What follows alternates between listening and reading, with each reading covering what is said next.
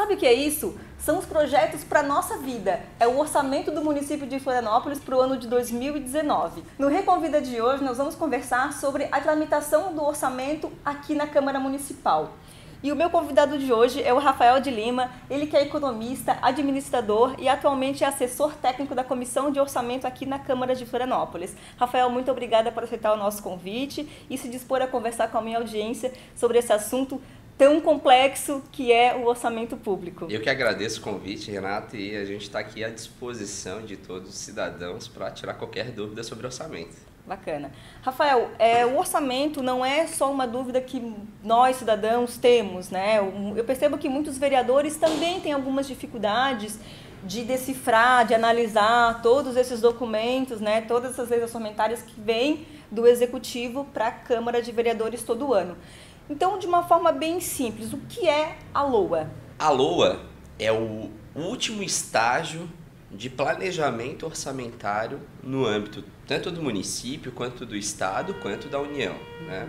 Nós temos 3 etapas. Começa no primeiro ano de governo do novo prefeito, ou de um novo governador, ou do novo presidente, com o plano plurianual, que é o planejamento estratégico daquela gestão por 4 anos. Depois, a cada ano, a gente vai ter uma LDO, que é a Lei de Diretrizes Orçamentárias, e uma LOA, que é a Lei Orçamentária Anual. A LDO, ela vai pegar as estratégias estabelecidas no PPA, que é o Plano de Governo, e vai dar as diretrizes, estabelecer metas para que o orçamento seja elaborado. E o orçamento é a etapa final do planejamento, onde ali já vai estar descrito detalhadamente quais são as ações que a gestão vai executar, pretende executar no ano fiscal seguinte. Então, o orçamento é como se nós lá em casa quiséssemos fazer uma reforma ou uma ação mais estruturada que demoraria um período de meses maior. A gente começa a fazer uma série de orçamentos, a gente vai ver se vai caber dentro do nosso salário, tem a nossa estimativa de quanto que a gente vai ganhar de salário, de extra e tal. A gente estabelece, a minha estimativa de receitas é essa. Então, baseado nas minhas receitas, eu vou estabelecer os meus gastos, né? E aí, assim, eu começo a implementar, depois que eu já tenho esse planejamento. Na LOA, é a mesma coisa, né? A LOA, ela estima receita, então o governo faz todo um cálculo de estimativa do quanto que ele vai arrecadar com impostos, taxas, contribuições. E a partir da hora que ele tem essa estimativa fechada, ele começa a planejar como que ele vai gastar, né? E a busca principal é o quê? Equilíbrio. Sempre equilibrar o quanto se arrecada com quanto se gasta. Deixa eu te perguntar uma coisa.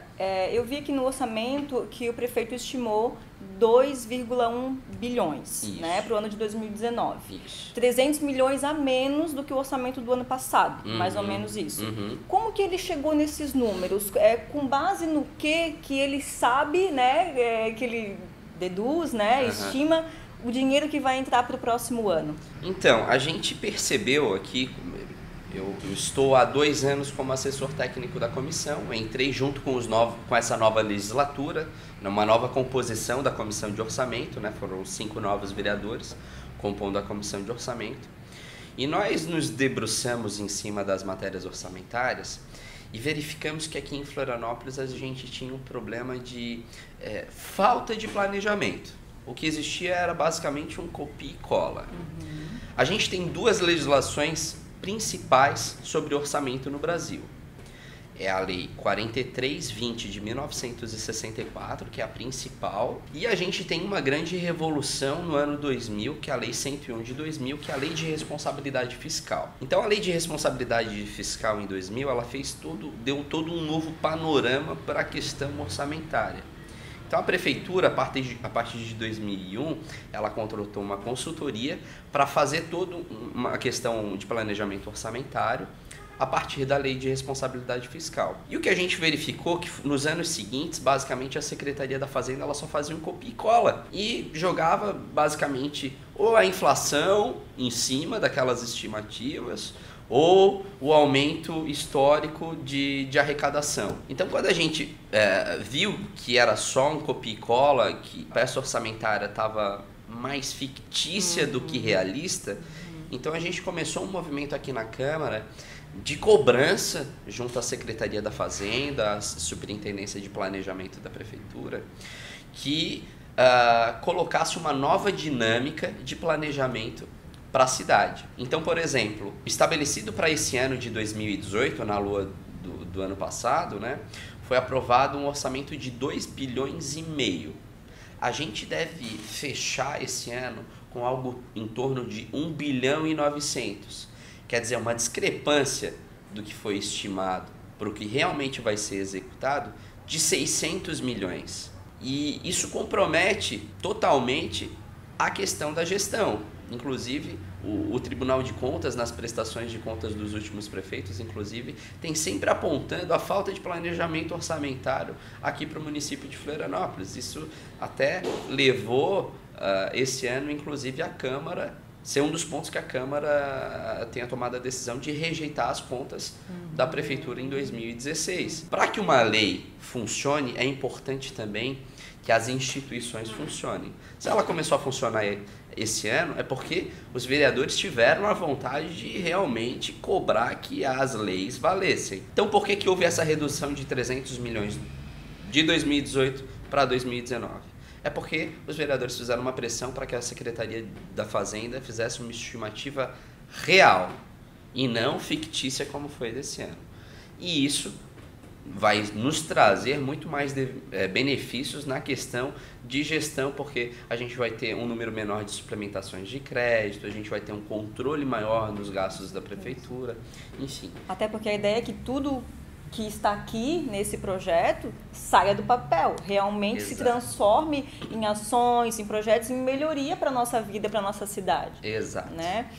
E como que esse orçamento está organizado? Como que a LOA está organizada? Tem por ações, por projetos? Tem uma ordem? Se alguém que desconhece completamente esse documento, assim, pegar, como é que ele consegue se achar aqui? Então, como eu falei para ti, a LOA, como a LDO e como o PPA, que são os nossos principais instrumentos de planejamento, ela se organiza baseada na Lei 4320, de 1964. Então, a lei ela estabelece todos os critérios como devem ser organizados as matérias orçamentárias, né? Então, ela vem com uma minuta, um projeto de lei, onde ali tem os artigos escritos e tal, né? E aí, depois da minuta do projeto de lei com os artigos, ela tem os anexos. Então, ela deve estar incluído na lei orçamentária uma série de anexos. Um relatório de estimativa de receitas resumido, um relatório detalhado, um relatório de despesas dos últimos anos resumido, um detalhado e as previsões de gastos para o ano seguinte resumido e detalhado. As metas a serem cumpridas devem estar colocadas. E, enfim, todos os relatórios financeiros do município que foi executado pelo menos nos últimos 3 anos e uma estimativa para os próximos 3 anos. Então, veja, a gente tem que ter o histórico dos últimos 3 exercícios fiscais, a previsão para o ano que vem e mais uma previsão já para mais 3 anos. Justamente para quê? Para que os vereadores possam vislumbrar aqui todo um cenário, sabendo o que aconteceu e a estimativa do que vai acontecer, né? E isso se dá principalmente com o histórico, né? E também é cobrado aqui um relatório de cenários econômicos, de conjuntura. Tudo que for impactar positivamente ou negativamente, tanto na receita quanto na despesa, deve estar descrito na lei orçamentária pelo gestor, no caso o secretário da Fazenda. Então, por exemplo, além do histórico, coisas que não estão no histórico, uma previsão de inflação muito alta que pode impactar na folha de pagamento dos servidores com o dissídio. Isso deve constar no relatório. Uma mudança na legislação federal sobre o Fundo de Participação dos Municípios. Isso vai impactar, tem que estar descrito. Uma possibilidade de perder uma ação na justiça que vai impactar no orçamento do ano que vem. Tem que estar descrito. Então, tudo que ameace ou oportunize variações nas receitas e nas despesas, o gestor tem que descrever na lei orçamentária como previsão. Né? Só aqui tem mais de 600 páginas. E esse você comentou comigo antes, que é só o documento que vem do executivo, da prefeitura, porque é lá que é elaborado esse documento que vem depois para a Câmara. Aí você falou que agora entra a parte de onde os vereadores começam a atuar, que é analisar todo esse relatório, todo esse documento, e vai entrar depois as emendas. Exato. Aí eu queria que você explicasse um pouco sobre o que são as emendas, qual que é a atuação do vereador nesse processo. A lei orçamentária, ela é uma lei de iniciativa do Poder Executivo. Então, o Poder Legislativo, ele tem um papel corretivo, né? Ele não tem um papel de protagonista de autoria, né? Então, o Poder Executivo, ele fez a proposta, ele fez uma audiência pública para mostrar para a sociedade, né, a sua proposta, para pegar algumas dicas, enfim, contribuições, fez o fechamento e protocolou aqui na Câmara no dia 15 de outubro, que é o prazo máximo que ele pode protocolar.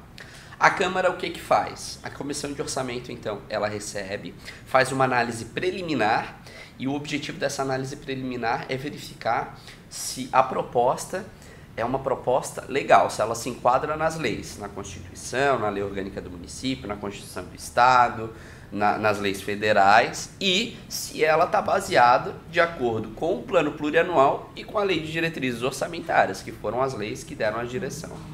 Verificado se ela está legalmente ok, a gente dá um parecer para que ela continue a tramitação. Se não tivesse ok, a comissão poderia devolver para o executivo fazer essas correções. E depois a gente, aqui no Legislativo, a gente faz uma audiência pública também para ouvir novamente a sociedade, com novas contribuições. Nessa etapa, essas contribuições da sociedade quanto dos vereadores, elas podem se traduzir em emendas. Emendas supressivas, quando a gente quer tirar alguma coisa que, enfim, os vereadores não acharam adequados. Emendas modificativas ou emendas aditivas, coisas que não estão na lei orçamentária, mas que os vereadores acharam que são importantes que conste. Então, existem esses três tipos de emendas e nós temos ainda uma quarta emenda, que é um novo mecanismo que começou em 2016, que são as emendas impositivas, né?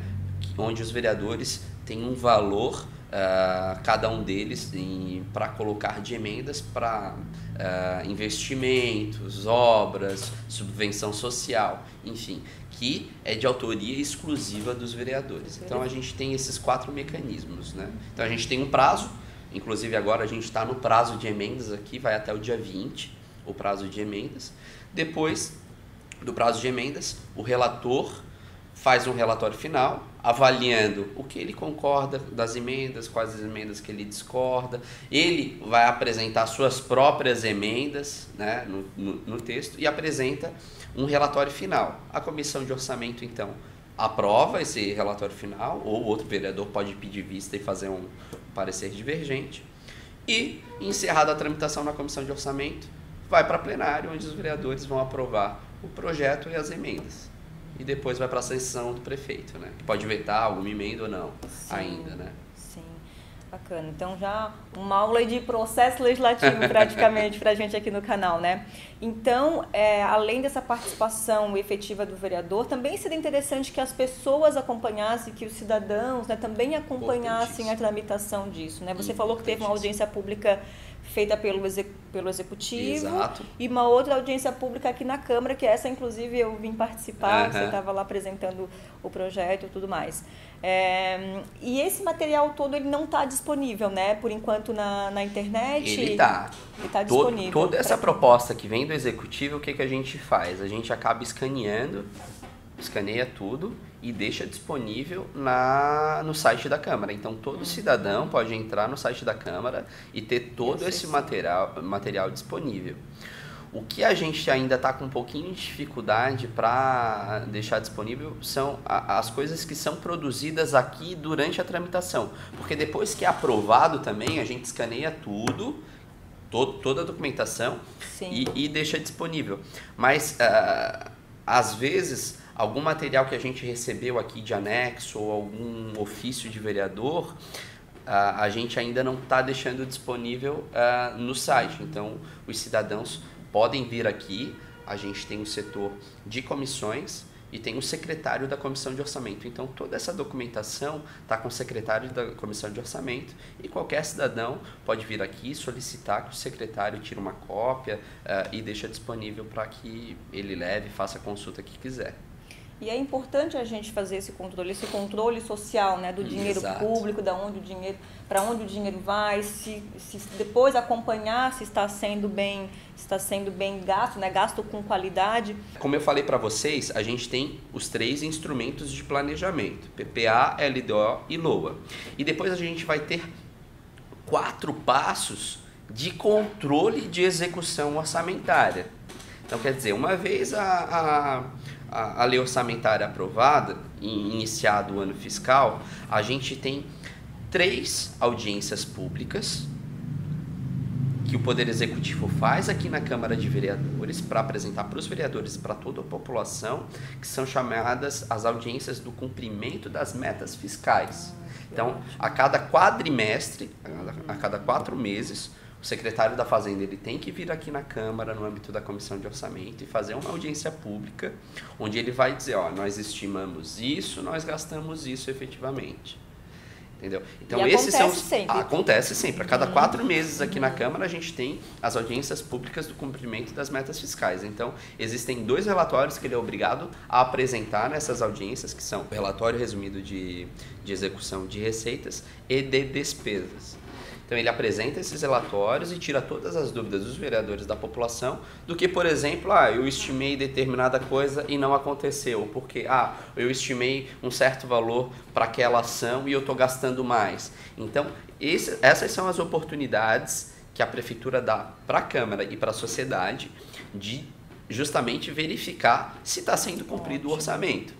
E o último passo é a aprovação ou não das contas daquele ano fiscal. Então, depois de consolidado o ano, a gente pega o orçamento, pega exatamente o que foi executado, vai para o Tribunal de Contas, o Tribunal de Contas faz uma análise, junto com o Ministério Público de Contas, e ele dá um parecer. Não, essas contas estão ok, ou essas contas não estão ok. Então, ele dá um parecer orientativo para a Câmara, e o Poder Legislativo é quem dá a palavra final se as contas podem ser aprovadas ou não podem ser aprovadas. Se elas forem aprovadas, ok. Se elas não forem aprovadas, o administrador público, no caso o prefeito, ele tem os seus direitos políticos, inclusive cassados por 8 anos. Que foi o que aconteceu, por exemplo, no ano fiscal de 2016, quando a Câmara reprovou pela primeira vez as contas de um prefeito, justamente por descumprir uma série de obrigações com a lei orçamentária e com a lei de responsabilidade fiscal. Para você que é vereador, que está nos acompanhando, é importante ter aí na sua Câmara do seu município esses mecanismos de controle, de acompanhamento, porque muitas câmaras, muitos municípios, a gente sabe que o projeto passa, aprova, só protocola lá e deu, né? Não dá esse acompanhamento, não cobra. Então, é importante que os vereadores tenham essa consciência da importância de manter essa fiscalização, que aí é que está o papel mais importante, né? Exatamente. Eu acredito, assim, eu sinto aqui que muitos vereadores, e principalmente os vereadores da oposição, que eles têm um papel mais crítico, que muitas câmaras têm uma ligação muito forte com o Poder Executivo, né? Tem uma base governista muito forte, e às vezes os vereadores eles se sentem impotentes de fazer determinados tipos de cobrança. Por isso, eles têm que se alavancar muito em 2 pilares da democracia. A imprensa, que é muito parceira para fazer esse controle social, né? Que tem uma atuação muito forte junto à opinião pública, e outras instituições de controle, como, por exemplo, o Ministério Público de Contas, especificamente sobre questões de contas. O Ministério Público Federal e Estadual também podem contribuir bastante. Esse ano o Ministério Público Estadual na audiência pública, tem dado uma grande contribuição com relação à questão da saúde. E o próprio Tribunal de Contas, né? O Tribunal de Contas de Santa Catarina, ele tem uma diretoria, que é a Diretoria de Controle dos Municípios, que é formada por um quadro técnico muito competente, que consegue trazer relatórios muito consistentes. Eu, por exemplo, eu tento sempre me pautar pelos relatórios da ADMU, mais inclusive do que o da Secretaria da Fazenda, porque eles são mais confiáveis. E a partir desses relatórios a gente consegue tirar conclusões muito boas. Então, as câmaras que não têm, por exemplo, uma estrutura como a nossa, que tem de ter uma assessoria técnica, pode estar utilizando dessa estrutura do Tribunal de Contas, né, a DMU, a parceria do Ministério Público de Contas, que fazem essas análises de contas. Assim, bastante Vou importante. deixar, inclusive, aqui embaixo, na descrição do vídeo, o link da Diretoria de Municípios, que o Rafael acabou de citar, caso você precise entrar em contato com eles. Rafael, pela tua experiência, quais têm sido os erros mais comuns dos vereadores nesse processo orçamentário? Se é que, não digo erros, mas de repente alguma atuação que não esteja adequada, não digo só daqui de Florianópolis, das câmaras de uma maneira geral, do Legislativo Municipal de uma maneira geral, nesse processo orçamentário. Além dessa questão, às vezes, da falta de acompanhamento, de fiscalização, que a gente já citou, né? Olha, pela experiência aqui, e sendo a Câmara da Capital até mais estruturada, os vereadores eles têm pouquíssimo conhecimento técnico sobre legislação orçamentária. E, claro, o ideal seria que o vereador tivesse conhecimento sobre todo tipo de legislação, né? Por isso é importante a gente ter uma assessoria... Uma boa assessoria técnica. Não é todo vereador, toda Câmara que tem um Rafael da vida para ajudar nisso. Não, exatamente. Mas com relação ao orçamento, por ser... É a matéria mais importante que tramita todo ano nas câmaras de vereadores. Porque, por exemplo, talvez... A lei orgânica, tu aprova uma lei orgânica a cada 30 anos, ou as correções sejam muito pontuais anualmente. O plano diretor é a cada 10 anos, mas a lei orçamentária é todo ano. Então o vereador, ele vai, durante um mandato de 4 anos, ele vai aprovar, com certeza, um PPA, 4 LDOs, 4 LOAs e mais 4 prestação de contas de prefeito. Quer dizer, vai tramitar pela casa pelo menos, durante o mandato, 13 matérias de suma importância para ele. Então, acho que ele precisa dar uma estudada. Então, se peca muito, principalmente na proposição de emendas, por exemplo, o vereador tem uma ótima ideia para fazer um centro cultural que vai custar R$500 mil.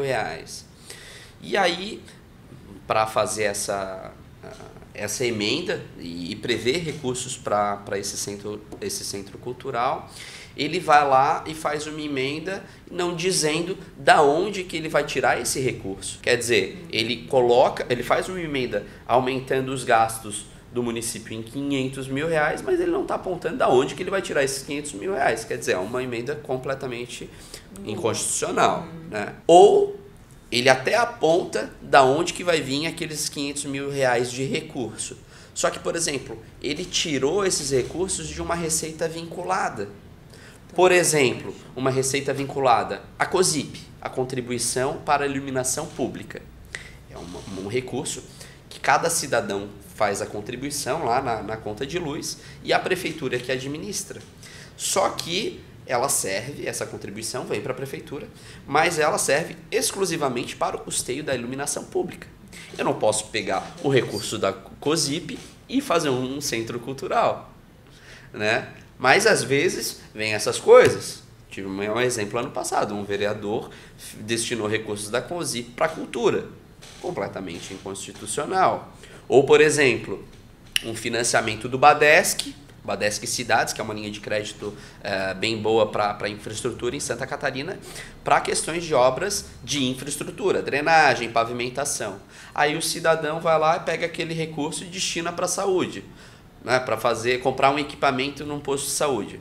Por mais que a intenção dele esteja boa, aquela linha de crédito é vinculada para a infraestrutura. Eu não posso pegar aquele recurso e destinar para a saúde. Então, essa falta de tato dos vereadores acaba, muitas vezes, comprometendo as suas emendas. Com certeza. Falta de às vezes, como você falou, ele está com a melhor das boas intenções, Isso. na ânsia de atender as expectativas do seu eleitorado, Exatamente. né? E aí ele, por desconhecer as leis orçamentárias, a própria Constituição, acaba invalidando um poder que ele tem, que é de emendar o orçamento e, quem sabe, essas emendas serem atendidas. E às vezes até o executivo, sabendo disso, sabendo desses detalhes, não, tudo bem, vai lá, pode fazer assim.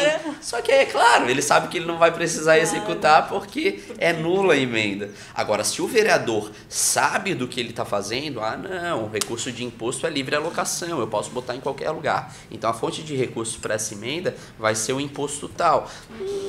Depois, para o prefeito não executar, fica mais difícil. Então a chance daquela política pública, objeto da emenda do vereador, ser executada é muito maior. E aí a gente já entra num assunto que não é nem o assunto aqui do vídeo de hoje, mas que seria importante a gente frisar, em relação à competência do vereador. Ele não pode, muitas pessoas procuram o vereador para ele fazer isso, fazer aquilo, como que ele pode fazer? Nessa questão das emendas, que ele pode destinar alguns valores para algumas obras, mas é bom a gente ter ciência de que o orçamento público, via de regra, ele é autorizativo, ou seja, o prefeito, não é isso, Rafael, vai analisar se essa emenda é viável ou não, e até às vezes uma questão de interesse político também, não só técnico, né? Então, às vezes a gente cobra muito do vereador e foge da capacidade dele de atuar. Os vereadores recebem muitas demandas por ele ter essa proximidade muito maior com as pessoas, né? O político de linha de frente é o vereador. Então, ele recebe muitas demandas que a gente chama de varejo das pessoas. É o buraquinho na rua, né? É a vaga na creche, enfim. E não é a competência dele resolver esse tipo de problema da comunidade. Claro, ele tem a competência de fiscalizar o executivo para ver se ele está colocando as políticas públicas contidas no orçamento em prática, com o objetivo de solucionar esses problemas. Sim. E quando esse projeto chegar aqui na Câmara, de repente tentar atender essas demandas por conta de alterações aqui no projeto, né? Desde que, como disse o Rafael, ele indique de onde o recurso vai vir, porque ele não pode criar obrigação para o executivo. Exatamente. Eu te dou um exemplo, por exemplo. O vereador identificou que tem uma rua no bairro dele, que não tem pavimentação, não tem drenagem, quando chove alaga, e o Poder Executivo, prometeu que vai resolver o problema no ano que vem. Aí chegou a proposta orçamentária, o vereador verificou que, mas não tem dotação orçamentária para fazer a pavimentação daquela rua. Então a promessa que o prefeito está fazendo, ele não vai cumprir.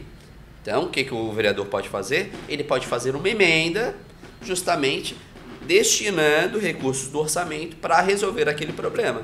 Porque aí sim, no ano seguinte, o vereador pode cobrar o prefeito. Prefeito tem que executar, está no orçamento, temos recursos para fazer isso. A gente foi aprovado. Agora, como que o vereador vai cobrar do prefeito para resolver aquele problema se não tem nem dotação orçamentária para aquilo? Né? Então, por isso a importância do orçamento. Pesquise lá no site, dá uma olhadinha lá no site da prefeitura ou da prefeitura aí da sua cidade, se você não é de Florianópolis, que com certeza deve estar tudo lá, porque a lei da transparência, a questão da transparência exige, é para todos, né? Então precisa estar lá disponível. Não é um assunto muito fácil, é complexo, mas a gente precisa, mais uma vez, estar atento, estar por dentro, né, desses assuntos que nos interessam diretamente. Exatamente. Então é isso, Rafael, muito obrigada. Se quiser deixar aí alguma mensagem final. Agradeço a oportunidade, né? E, assim, a gente tem muitas possibilidades de estar se inteirando desses assuntos. Eu participei de uma série de eventos Tribunal de Contas, a própria Assembleia Legislativa promove cursos na área orçamentária. Então é interessante para todo vereador ou assessoria de vereador para estar estudando sobre isso, porque faz toda a diferença no mandato a gente conhecer a questão orçamentária. Com Com certeza. Então aí fica o recado do Rafael pra gente. Muito obrigada por você estar nos acompanhando até aqui. Se gostou dessa entrevista, dessa conversa, já aproveita e se inscreve no canal. Deixa aquele like maroto que ajuda muito o crescimento do canal. Muito obrigada e até o próximo Reconvida.